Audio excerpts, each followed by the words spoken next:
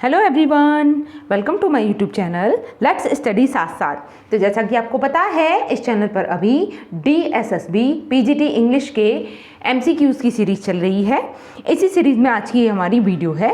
इसमें मैं आगे भी कुछ और क्वेश्चंस को कवर कराऊंगी जो आपके एग्ज़ाम के लिए इम्पॉर्टेंट हैं, और इसी तरीके के लगभग क्वेश्चंस आपको देखने को मिलेंगे एग्ज़ाम में। और साथ ही साथ जैसा कि आप पैटर्न समझ चुके हो DSSB PGT का, कि इसमें एक तो जनरल पेपर है आपका 100 मार्क्स का और 200 मार्क्स का आपका मेन पेपर है। लेकिन ज़रूरी नहीं है कि 200 मार्क्स में आपको सिर्फ लिटरेचर ही पूछा जाए। इसमें आपका ग्रामर पोर्शन भी होता है, अनसीन पैसेजेस भी होते हैं, प्लस जो हमारा पेडागोजी वाला पार्ट है CDP के भी आपको 20 क्वेश्चंस इसी में देखने को मिलते हैं। मतलब 180 क्वेश्चंस आपको इंग्लिश से मिलेंगे तो 20 क्वेश्चंस आपको CDP से मिलेंगे। तो साथ ही साथ इन बाकी सब्जेक्ट्स की भी आपको तैयारी करते रहना है। तो चलते हैं अपने क्वेश्चंस पे। देखिए आज का पहला question, inversion of the relationship is, options हैं chiasmus, bathos, anticlimax, none of these। क्या होगा इसका करेक्ट आंसर? रिलेशनशिप का inversion is known as, yes it is known as chiasmus। ठीक है, option number A is the right answer. Now moving to the next question, where may a line either be end stopped or run on? Where may a line either be end stopped or run on? Options हैं an essay, a novel, a poem, a short story। तो किसके लिए ये description दिया गया है basically, ये आपको बताना है। Where may a line either be end stopped or run on? क्या होगा इसका करेक्ट आंसर?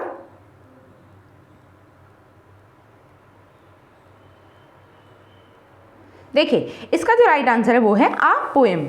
ठीक है, पोएम में इसी तरीके की प्रवृत्ति होती है। Okay, now moving to the next question, it is suffixed, it is suffixed to a text, it sums up और एक्सटेंड्स। इट इज, देखिए ये एक टेक्स्ट में सफिक्स का काम करता है एंड इट सम्स अप और एक्सटेंड्स। बताइए क्या है ये? ऑप्शंस हैं prologue, epilogue, essay, fiction. What is the correct answer? सोचिए, आंसर कीजिए।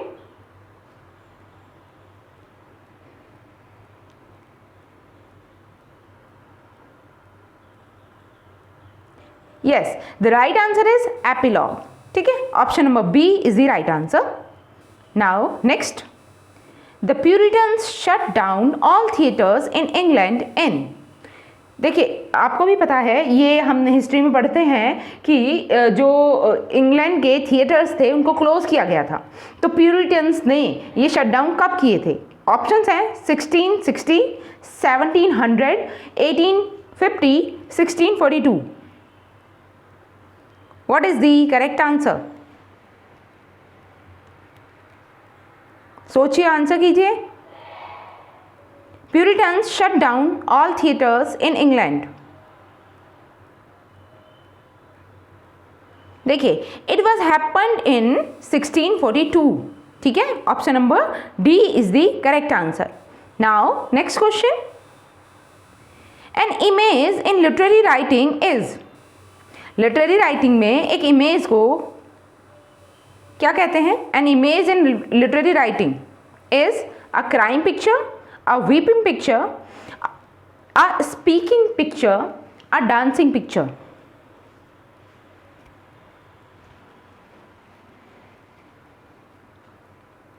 सोचिए, आंसर कीजिए। What is the correct answer? An image in literary writing, yes it is known as a speaking picture। ठीक है, option number C is the correct answer। fill in the blanks with the suitable verb। देखिए यहाँ पर correct verb को fill करना है। जैसा कि आप जानते हो कि लिटरेचर के साथ साथ हमें ग्रामर पार्ट को भी कवर अप करना है, तो कुछ क्वेश्चंस इसमें ग्रामर के भी इंक्लूडेड हैं। तो इसमें देखिए आप क्या फिल किया जाएगा ऑप्शंस के according. Honest people dash by society. तो आपको ये भी समझना है कि ये सेंटेंस आपको बेसिकली किस फॉर्म में लग रहा है, किस वॉइस फॉर्म में है, एक्टिव वॉइस है या फिर पैसिव वॉइस है।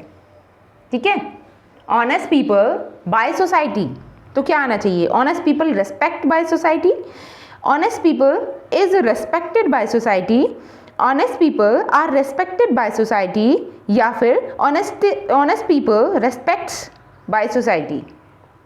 तो अब तक तो आप समझ ही चुके होंगे। ऑनेस्ट पीपल, सबसे पहले तो आप सब्जेक्ट देखिए, इसके फॉर्मेशन से बाय सोसाइटी से ही आप ये समझ पा रहे होंगे कि ये पैसिव वॉइस का सेंटेंस है, और अगर ये पैसिव वॉइस का सेंटेंस है तो इसमें डायरेक्ट वर्ब का तो मतलब ही नहीं है। ठीक है, तो इसमें हम पैसिव वॉइस वाली वर्ब लगाएंगे जिसके साथ में इज या आर का यूज होगा प्लस वर्ब की थर्ड फॉर्म का यूज होगा। ओके, अब आपको ये देखना है कि ऑनेस्ट पीपल, ये जो शब्द है ये सिंगुलर है या फिर प्लूरल है। तो आप देख पा रहे होगे कि ये प्लूरल है, पीपल से ही समझ आ रहा है कि ये प्लूरल है। तो प्लूरल है तो हम इज नहीं लगाएंगे, तो क्या आएगा, आर रेस्पेक्टेड। ठीक है, option number C is the correct answer. Honest people are respected by society. Now moving to the next question, they arrived soon after. They arrived soon after, तो यहाँ पर जो आफ्टर वर्ड है वो क्या है, इसकी पार्ट्स ऑफ स्पीच क्या है, एडवर्ब, कंजंक्शन, नाउन, प्रपोजिशन, क्या होगा इसका राइट आंसर, दे अराइव्ड सून आफ्टर। तो आफ्टर की आपको पार्ट्स ऑफ स्पीच बतानी है। सोचिए, आंसर कीजिए। तो इनकी यूज के अकॉर्डिंग आप समझ सकते हो कि कौन सी यहां पर पार्ट्स ऑफ स्पीच है, कौन सा पार्ट्स ऑफ स्पीच है। देखिए, दे अराइव्ड सून आफ्टर, तो क्या ये नाउन का यूज हो रहा है, मतलब नाउन की तरह वर्क कर रहा है, या फिर एडवर्ब की तरह वर्क कर रहा है, या कंजंक्शन या प्रपोजिशन।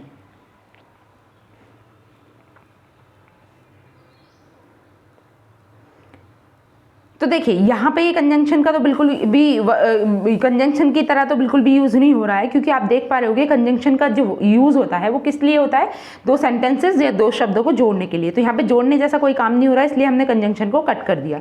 प्रपोजिशन का यूज़ भी आप नाउन से पहले करते हो, ठीक है, इस आधार पे भी आप प्रपोजिशन इसे नहीं मान सकते। अब आपके पास दो ऑप्शंस बचते हैं, या तो आफ्टर एडवर्ब है या फिर नाउन है। अगर आप यहाँ पे देखोगे दे अराइव्ड सून आफ्टर, तो यहाँ पर ये अगर अराइव्ड को क्वालिफाई कर रहा होता, यानी कि वर्ब को क्वालिफाई कर रहा होता, तब ये एडवर्ब होता, लेकिन यहाँ पर क्वालिफाई जैसा भी ऐसा कोई मीन नहीं है, इसलिए हम according to the option noun की तरफ जाएंगे। Option number C is the correct answer. यहाँ पर जो आफ्टर का यूज हुआ है वो नाउन की तरह हुआ है, they arrived soon after. Now moving to the next question, choose the most appropriate preposition to the blank space. अब यहाँ पे प्रपोजिशन से क्वेश्चन है, और ये आपकी प्रपोजिशंस हैं 3 ऑप्शन में, और आपको बताना है क्या आएगा यहाँ पे। Your sister is not good dash English, तो क्या आएगा, in English, with English, at English. सोचिए और आंसर कीजिए, क्या होगा इसका राइट आंसर। तो ये तो बहुत ही सिंपल है, क्या आएगा, किसी भी सब्जेक्ट के साथ क्या आता है, इन। ठीक है, your sister is not good in English. Okay, now moving to the next question, change the voice. यहाँ पर वॉइस से हमारा क्वेश्चन है। देखिए सेंटेंस है, my friend is to help me, my friend is to help me. अब इसकी voice change करनी है बेसिकली, तो आपको सबसे पहले सेंटेंस को पहचानना आना चाहिए कि ये अभी फिलहाल किस फॉर्म में है, एक्टिव वॉइस में है या फिर पैसिव वॉइस में है। ठीक है, तो आप देख पा रहे होगे ये अभी एक्टिव वॉइस में है, my friend is to help me. Okay, अब इसे हमें पैसिव वॉइस में चेंज करना है, तो अब आप ऑप्शन के अकॉर्डिंग चेक करते हैं। First option, I am to be help by my friend. Second है, I shall have to be helped by my friend, I help my friend and he helps me. क्या correct answer होगा? I think ये sentence ही wrong है।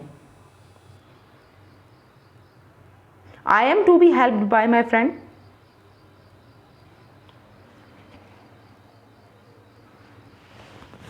अगर इसके options के according देखा जाए तो इसका फर्स्ट ऑप्शन ही राइट लग रहा है, I am to be helped by my friend. ठीक है, option number A is the right answer.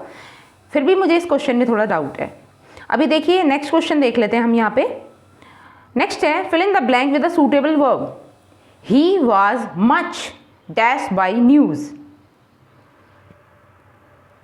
He was much dash by news, तो क्या आएगा? He was much shake by news, shaken by news, shock by news या फिर shaking by news. What is the correct answer? सोचिए, answer कीजिए।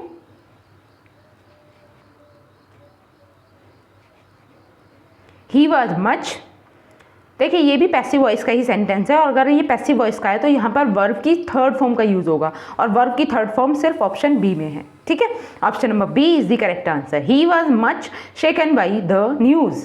Okay, now moving to the next question. Mark the part which contain an error. If there is no error mark D as your choice.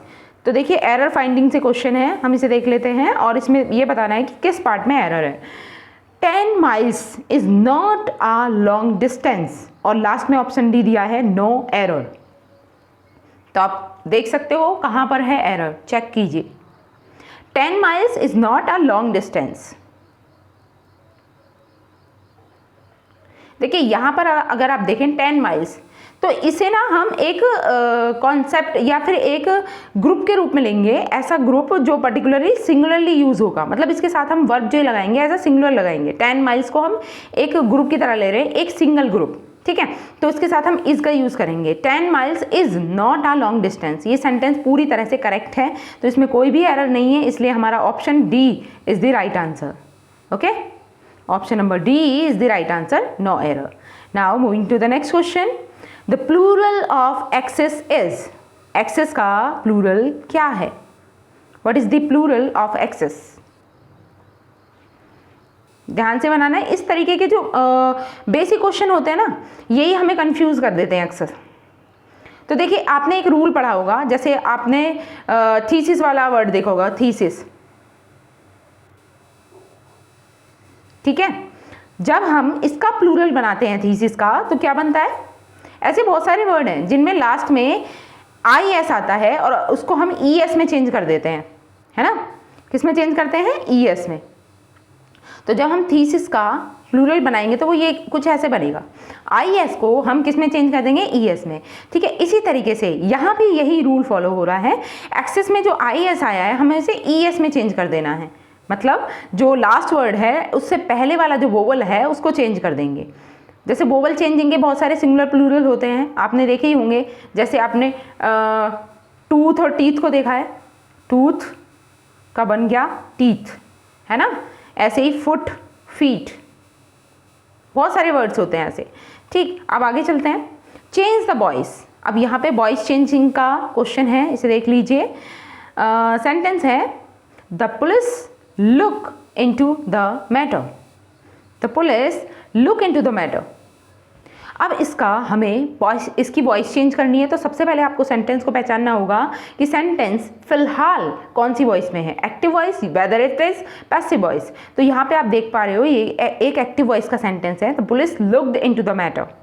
ठीक है, अब हमें इसे passive voice में change करना है, तो क्या बनेगा? देखिए टेंस पहचानिए, ये पास्ट इंडेफिनिट का सेंटेंस है। ओके, और इसमें हम सबसे पहले हमारा ऑब्जेक्ट फाइंड आउट करते हैं, क्योंकि ऑब्जेक्ट को हमें एज अ सब्जेक्ट ले जाना होता है पैसिव वॉइस के लिए। ठीक है, तो यहाँ पे आप देखोगे police looked into the matter, तो मैटर जो द मैटर जो है वही हमारा क्या है? ऑब्जेक्ट है। Okay, the matter. अब यहाँ पे क्या है? पास्ट इंडेफिनिट टेंस है, तो हम हेल्पिंग वर्ब किसकी यूज़ करेंगे? पैसिव वॉइस बनाते समय हम हेल्पिंग वर्ब यूज़ करेंगे, वाज या फिर वर। तो जैसा कि मैटर सिंगुलर है तो सिंगुलर के साथ हम वाज का यूज़ करते हैं। ठीक है, तो यहाँ पे the matter was looked into by the police, इस तरीके से ये सेंटेंस बन जाएगा। अब देख लीजिए कौन सा सेंटेंस आपका करेक्ट है। The matter was looked, the matter was looked, the matter was looked, यहाँ तक तीनों ही कॉमन है। Into, looked into the police, looked into by the police या फिर by the police. Which is the right answer?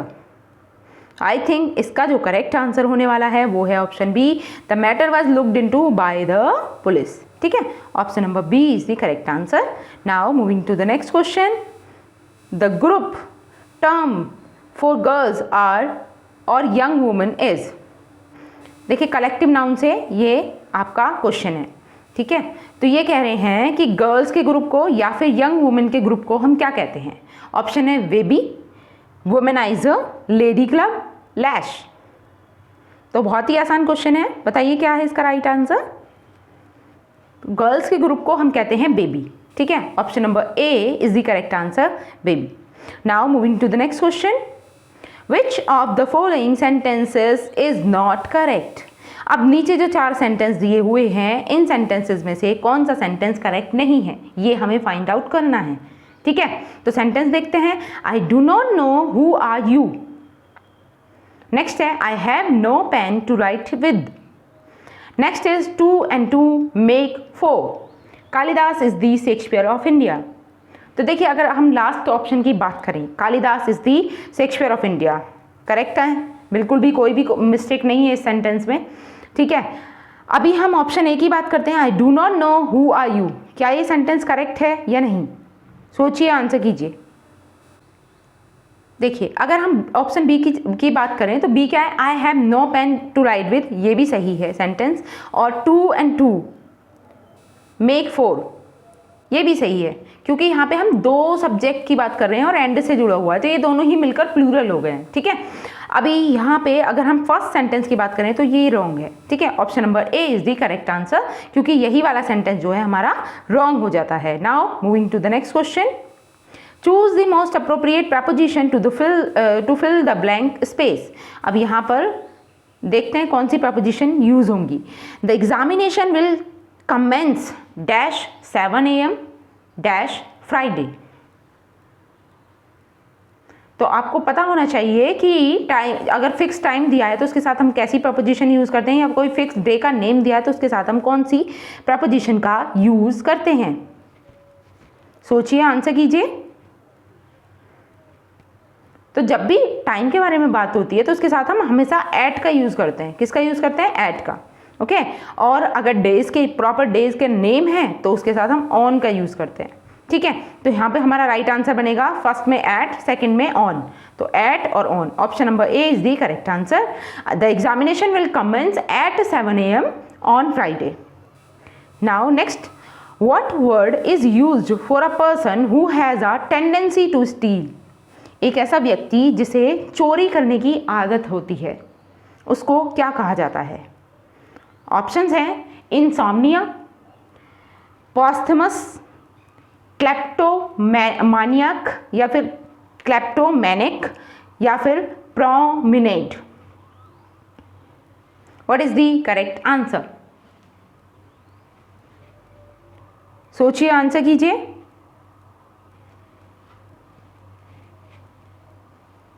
क्या होगा इसका राइट आंसर।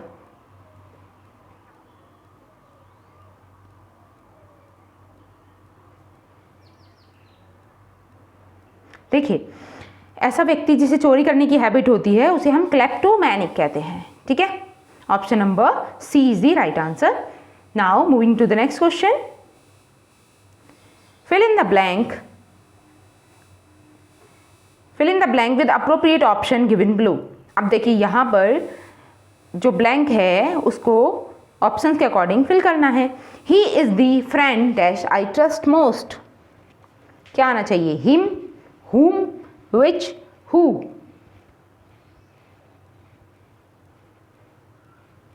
सोचिए, आंसर कीजिए।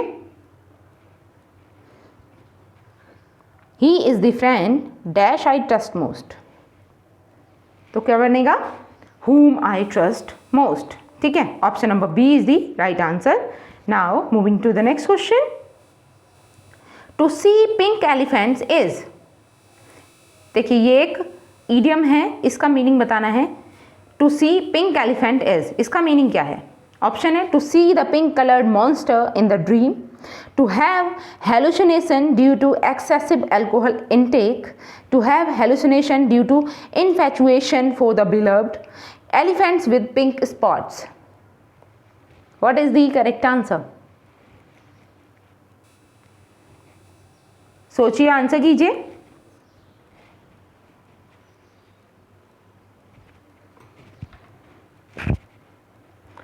To see pink elephants.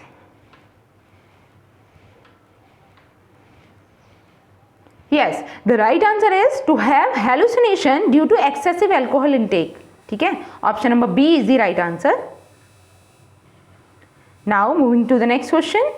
The right word for narrow in outlook is. देखिए, इसके लिए एक करेक्ट वर्ड को फाइंड आउट करना है। क्या होगा? Narrow in outlook.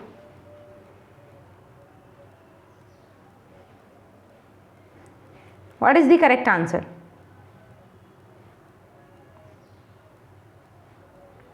ऑप्शंस हैं हैकनेड, ट्रॉन्ट, कॉस्मोपॉलिटन या फिर पैरोकियल। सोचिए, आंसर कीजिए। What is the correct answer? Narrow in outlook.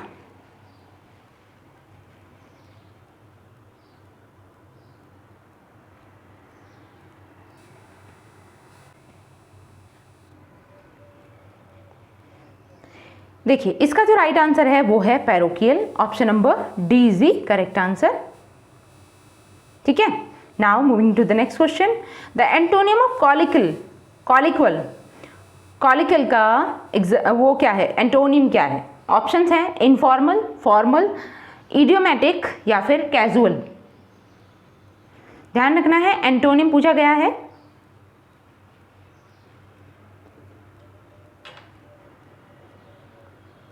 The antonium of colloquial is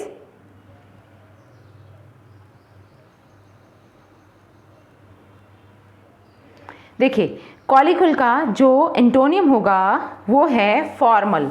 ठीक है, option number B is the right answer. Next चलते हैं, गिफ्ट ऑफ द गैब। ये तो बहुत ही आसान है और इनफैक्ट यूजुअली पूछा जाने वाला क्वेश्चन है। गिफ्ट ऑफ द गैब, इसका मीनिंग क्या होता है? What does it mean? Options हैं talent for writing, talent for crying, talent for speaking, talent for walking. What is the correct answer?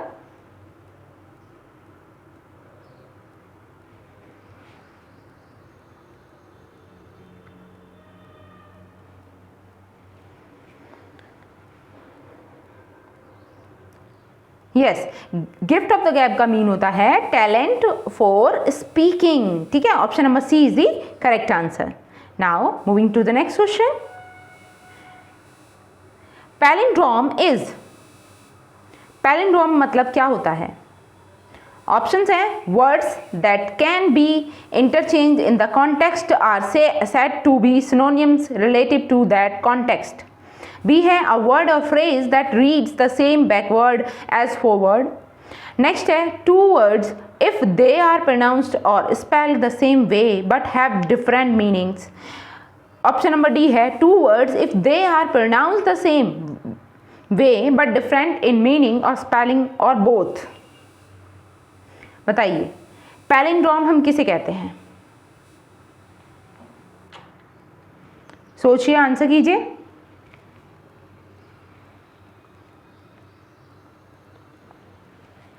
देखिए, पैलिंड्रोम बेसिकली ऐसे शब्द होते हैं जिनको अगर हम स्टार्टिंग से पढ़ना शुरू करें तब भी वो सेम होते हैं, जैसा कि हम बैकवर्ड से पढ़ें तब भी। A word of phrase that reads the same backward और फॉरवर्ड। जैसे आप पढ़ोगे मलयालम, मलयालम, ठीक है, आप इधर से रीड आउट करना शुरू करो तब भी स्पेलिंग बिल्कुल सेम है और सेम बनता जाएगा मलयालम। ओके, और इधर से रीड आउट करोगे तभी भी, है ना। ऐसे ही वर्ड होता है मैडम, MADAM, है ना, ये भी ठीक है। इस टाइप के जो वर्ड होते हैं, ठीक, जिन्हें हम अगर सेम बैकवर्ड और फॉरवर्ड पढ़ें सेम ही होते हैं दोनों साइड से, ठीक है, तो इन्हें बोलते हैं हम palindrome. Option number B is the correct answer. Now moving to the next question. The antonym of austerity, austerity का एंटोनियम क्या है? सोचिए और आंसर कीजिए। What is the correct answer? Austerity. और ध्यान रखना है एंटोनियम पूछा गया है।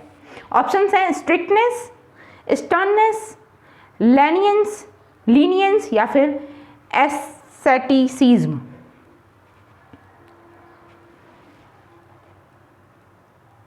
What is the correct answer?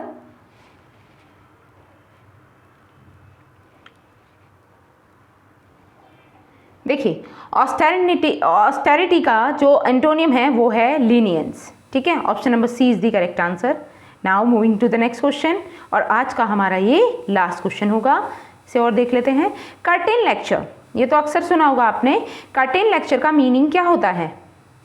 Options हैं अ lecture given in private room, a private scolding by husband to his wife, a private scolding by wife to her husband, a private scolding by father to his son or daughter। तो किसे कहेंगे हम curtain lecture?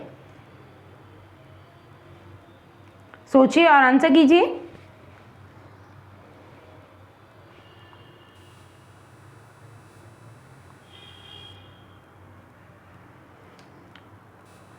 देखिए इसका जो right answer है वो है ऑप्शन नंबर सी। ठीक है, a private scolding by wife to her husband. जैसे इस टाइप के हस्बैंड को भी हम क्या कहते हैं? Hand packed husband. ओके, तो इसका option number C right answer हो जाएगा। और आज के लिए हम इतना ही रखेंगे। आई होप मेरी ये वीडियो आपको अच्छी लगी होगी, और अगर वीडियो अच्छी लगी है तो आपको क्या करना है? आपको वीडियो को लाइक करना है, शेयर करना है, और जो मेरे चैनल पर नए हैं उन्हें मेरे चैनल को सब्सक्राइब कर लेना है। तब तक के लिए thanks for watching, keep learning and keep supporting me. Thank you.